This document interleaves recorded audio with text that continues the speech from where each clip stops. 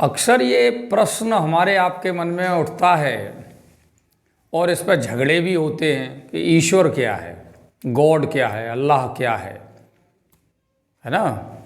तो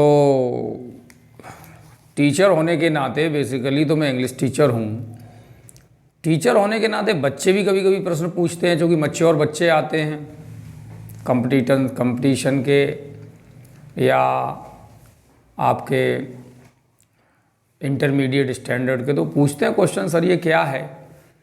तो क्या बता दूं उन्हें क्या है। फिर चिंतन करते करते कुछ मन में बात आई तो आपसे शेयर करता हूं। देखो शायद मैं सही जगह पहुंचा हूं या नहीं पहुंचा हूं, ये तो आप जाने और जिसके भी टॉपिक पे हम बात कर रहे हैं वो जाने।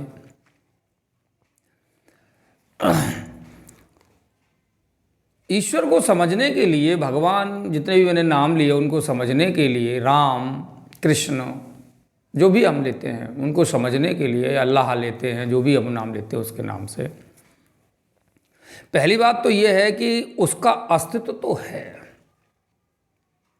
ये चीज़ तो जब जीवन को अनुभव करते हैं तो स्वयं समझ में आता है किस तरह का है, क्या है, फिर इनमें डिफरेंसेस क्या है अलग अलग रिलीजन्स में। इसका मेरे पास सटीक उत्तर मुझे ऐसा लगता है या नहीं ये तो नहीं कह सकता मैं, क्योंकि वस्तुस्थिति क्या है ये तो स्वयं वही जाने, खुद भगवान ही जानता। एक खीर की कल्पना करते हैं। खीर तो जानते ही हैं सब लोग, इंग्लिश में पायस बोलते हैं। खीर जिसमें चावल डाले गए और भी चीज़ें डाल दी गई, स्वाद बढ़ाने के लिए साबूदाने भी डाल दिए, चीनी, इलायची, मेवा जो भी अपन से बन पड़ा, अच्छी बनाने का प्रयास किया, चीनी डाल दी, उसको बना ली खीर। एक ही बर्तन में खीर बनी और 10 लोगों को उसे एक एक कटोरी में लेके, खीर क्या वो तस्मई जैसी हो गई, जैसा भगवान का भोग लगता है, तस्मई जैसी हो गई। तो 10 लोगों को खिलाया गया उस खीर को, जो प्रैक्टिकल किया गया, ठीक है। 10 लोगों को उसको खिलाया गया। 10 लोगों को खाने के बाद कह दिया गया, सबको खीर दे दी गई कि अब कोई बात आपस में नहीं करेगा, मैं एक रिसर्च कर रहा हूं और उसमें आप सहयोग दें। तो वो लोग सहमत दे दी, उन्होंने सहमति दे दी अपनी, दे वर एग्री। फिर जब सबने खा ली तो मैंने कहा सब लोग अलग अलग स्थान पर चले जाएं। अलग अलग रूम में मैंने बिठा दिया उनको, उनसे कहा कि इस खीर के बारे में एक एक पैरा आपको लिख के देना है, मेरे पास देना है। आपको जैसी भी खीर लगी हो आप कुछ भी लिख सकते हो उसके बारे में, आपको खीर के बारे में एक एक पैरा लिख के सब लोगों को जमा करना है यहां। तो सब लोग अपने अपने चले गए, सबने जमा किया, ठीक है। सबने खीर के बारे में लिखा, सबने एक ही बर्तन की बनी हुई खीर खाई। अब उन पैरा को जब मैंने पढ़ा तो 2-3 दिन तक तो मेरी यह स्थिति रही कि मैं खुद सेंस में नहीं था।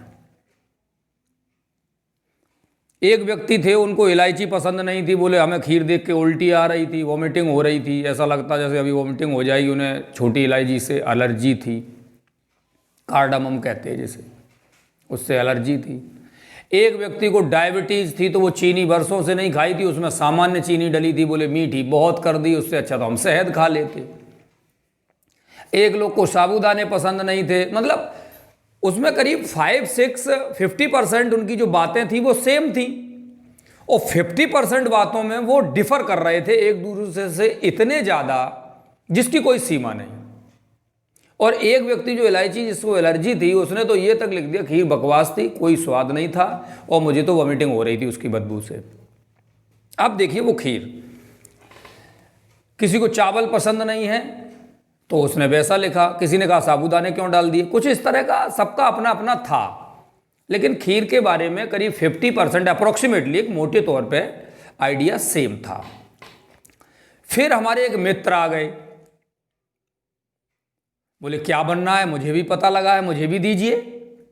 हमने कहा खीर बनी है, अब तो ख़त्म हो गई है। तो बोले कैसी बनी थी? तो वो लोग तो चले गए थे अपना राइटिंग वाइटिंग जमा करके।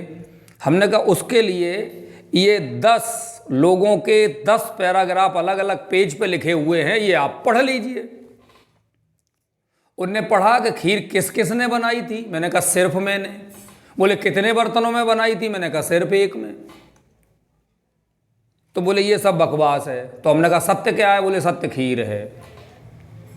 मैं समझता हूं मेरी बात आप तक बिल्कुल एग्जैक्ट पहुंच गई होगी। अब ये डिफरेंस क्यों आया? आदमी की स्वयं की अभिरुचि होती है। यहीं से एक और उत्पन्न होता है कि नॉलेज एंड फैक्ट्स में डिफरेंस। किसमें? नॉलेज और फैक्ट्स में डिफरेंस, जो मेरे अगले वीडियो में आने वाला है। कि नॉलेज तो था खीर का स्वाद, उसका आनंद। स्वाद भी नहीं, स्वाद भी फैक्ट्स में ही अपन ले सकते हैं। जो खीर खाने पे आनंद मिला वो था नॉलेज, जिसने हमें आनंदित किया बिना किसी भेद के। सभी लोगों को लगभग, वो इलायची वाले को छोड़ दिया जाए, ऐसे एक राक्षस होते भी हमारे आपके बीच में तो देख सकते हैं वो इलायची खाने वाले हमारे मित्र अगर सुनेंगे वीडियो को इसको, तो वो भी वो कहेंगे मुझे राक्षस बता रहा। मैं एक एग्जाम्पल दे रहा हूं। तो यही स्थिति ईश्वर की कुछ कुछ है। जिसको आनंद मिल जाता है वो फिर एक्सप्रेस करता है। तो वो कैसे माहौल में वो पला बढ़ा, उसकी वृत्ति तामसी माने राक्षसी है क्या, सात्विकी है क्या, या वो संसार में बहुत ज़्यादा रुचि लेता है, लालची है क्या, मोह करता है क्या, क्रोधी है क्या, खान पान कैसा है, किस माहौल में रहा है, जंगल में रहा कि शहर में रहा है, इन सब बातों पे, फैमिली बैकग्राउंड क्या है, इन सब बातों पे जो उसका वो डिस्क्रिप्शन लिखेगा वो प्रभावित हुए बिना बच नहीं सकता। इसीलिए अलग अलग धर्मों की पुस्तकों में इसका संपूर्ण रूप से उसको एग्जाम्पल दूसरे धर्म को देखना ही नहीं है। आप केवल सनातन धर्म में देख लीजिए कि सनातन धर्म में इतनी सारी बुक्स हैं, उनमें कई बुक्स आपस में एक दूसरे को काटती हुई मिलेंगी, एक दूसरे को। फैक्ट ये है कि जिसने खीर जान ली, जिसकी जैसी अभिरुचि थी, उसने वैसा वर्णन किया। अब उनमें डिफरेंस तो आना है, चूंकि वो मनुष्य द्वारा लिखी गई। यही स्थिति कमोबेश सभी धार्मिक ग्रंथों की है, सभी धार्मिक ग्रंथों की। जो जिस परिवेश में पढ़ा बड़ा वहीं का है सब। अब कुछ एक रिलीजन है वो थोड़े से तामसी वृत्ति के हैं, उग्र वृत्ति के हैं। कुछ एक रिलीजन जो है वो क्या कहते हैं, कंट्रीविंग्स वृत्ति के हैं, माने षड्यंत्रकारी वृत्ति के हैं, चुपके छुपके और अपने योजना बना के, जैसे कूटनीति या डिप्लोमेसी कहते हैं, उससे काम करते हैं। तो उनकी वैसी वृत्ति है, उनकी बुक लिखते समय वैसे लोगों का उसमें योगदान रहा है। तो ईश्वर का एहसास तो हो गया, लेकिन वृत्ति कहाँ जाएगी, एटीट्यूड कहाँ जाएगा? वो आएगा उसमें।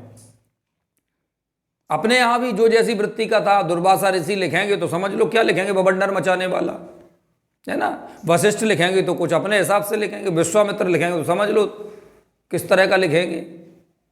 तो बस ये वृत्ति के अनुसार हुआ है। जो मैंने उस खीर से निष्कर्ष निकाला, एक रिसर्च थी, कितना डिफरेंस आ सकता है।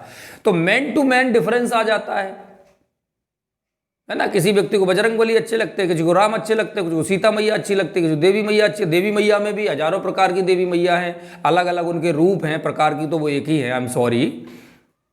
तो इस तरह से कोई मूर्त को पूजता है, कोई निराकार को, माने अलग अलग वृत्तियों के अनुसार अलग अलग स्थितियां हैं।